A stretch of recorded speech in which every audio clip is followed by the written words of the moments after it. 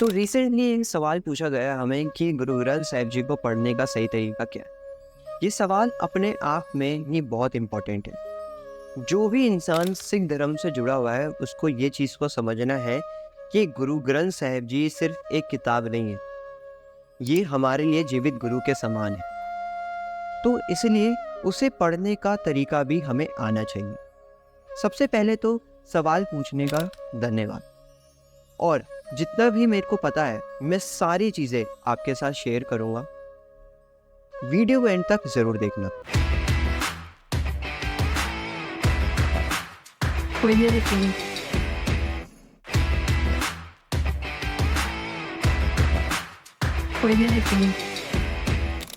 So before get into it, मैंने starting में आपको कहा कि गुरु ग्रंथ साहिब जी हमारे लिए सिर्फ किताब नहीं, हमारे लिए जीवित गुरु हैं।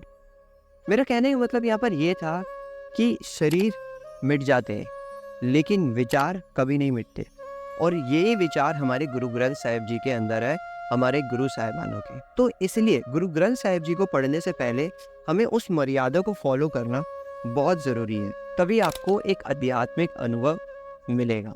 गुरु ग्रंथ साहिब जी को पढ़ने से पहले इन 4 बातों का हमें ध्यान रखना बहुत ज़रूरी है। सबसे पहली चीज़ कि जब भी आप गुरु ग्रंथ साहिब जी के आगे बैठें तो साफ कपड़े पहन के स्नान लेकर बैठें। अपने पैरों को महाराज के आगे ना रखें। गुरु ग्रंथ साहिब जी को पढ़ने से पहले आप उनको ज़मीन पे ना रखें, मंजी साहिब पे रखें। और आखिरी चीज़, गुरु ग्रंथ साहिब जी को पढ़ने से पहले अपने सर को ढकना ज़रूरी है। तो गुरु ग्रंथ साहिब जी को पढ़ने से पहले आपको उनके आगे मत्था टेकना है और एक छोटी सी अरदास करनी है, जहाँ पर आप अपने आप को गुरु महाराज से जोड़ेंगे। गुरु ग्रंथ साहिब जी को गुरुमुखी में लिखा गया, तो हर शब्द पे ध्यान देना बहुत ज़रूरी है। मैं समझ सकता हूँ कि कुछ शब्द समझ में नहीं आएंगे, लेकिन आपका काम ये नहीं है कि जो समझ में नहीं आ रहा उसको छोड़ना है। आपको वो नोट करना है, साथ ही साथ उसका मतलब भी ढूंढना है। ऐसा करके आपको गुरु ग्रंथ साहिब जी के बारे में और गहराई से पता चलेगा, क्योंकि हर एक शब्द अपने आप में बहुत इम्पॉर्टेंट है। एक सबसे इम्पॉर्टेंट चीज़ जो हमें समझना है कि हमें सिर्फ गुरु ग्रंथ साहिब जी के पाठ को पढ़ना नहीं है, यानी कि हमें सिर्फ गुरु ग्रंथ साहिब जी को पढ़कर फॉर्मेलिटी नहीं करनी है। जो शब्द उसमें लिखे गए हैं उन शब्दों को अपने जीवन में उतारना भी है, अपनी लाइफस्टाइल के अंदर उनको इम्प्लीमेंट करना है, क्योंकि यहाँ पर आपको एक बेहतर इंसान बनाने की कोशिश की जा रही है। अब अगर आपको यहाँ पर गुरुमुखी लिपि नहीं आती है तो ऐसा नहीं है कि आप पाठ नहीं कर सकते हैं। गुरुद्वारों में अखंड पाठ किया जाता है, जहाँ पर 48 घंटे के अंदर जो है गुरु ग्रंथ साहिब जी के पूरे पाठ को किया जाता है। आप वहाँ जाकर उन शब्दों को सुन सकते हैं, समझ सकते हैं। साथ ही साथ ये एक काफ़ी अच्छी आदत भी है, क्योंकि यहाँ पर क्या है कि आपको अपने गुरुओं से जुड़ने का एक मौका मिल रहा है। अगर आपको गुरुओं से जुड़ना है तो सिर्फ एक ही तरीके से आप जुड़ सकते हैं, वो है शब्द। इन शब्दों में ही गुरु छिपे हुए हैं, बस हमें उन्हें ढूंढना है।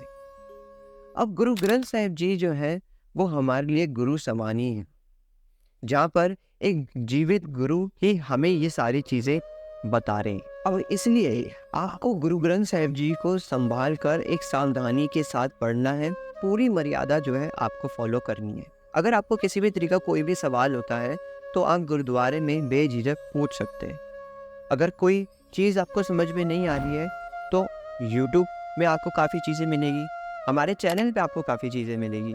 इस चैनल का उद्देश्य यही है, अगर मैं आपको बताऊं तो इसलिए पाठ करना हमें स्टार्ट करना चाहिए डे टू डे लाइफ को और बेहतर करने के लिए। अंत में अब अगर मैं इस वीडियो को कंक्लूड करूं तो यहाँ पर मैंने आपको ये तो बता दिया कि गुरु ग्रंथ साहिब जी को पढ़ने से पहले आपको क्या करना चाहिए, पढ़ते दौरान क्या करना चाहिए। अब जब आप पाठ कर लेते हैं तो उसके बाद आपको 5 मिनट रुकना है। आपको सोचना है कि किस तरीके से आप उन शब्दों को अपने जीवन में इम्प्लीमेंट करेंगे।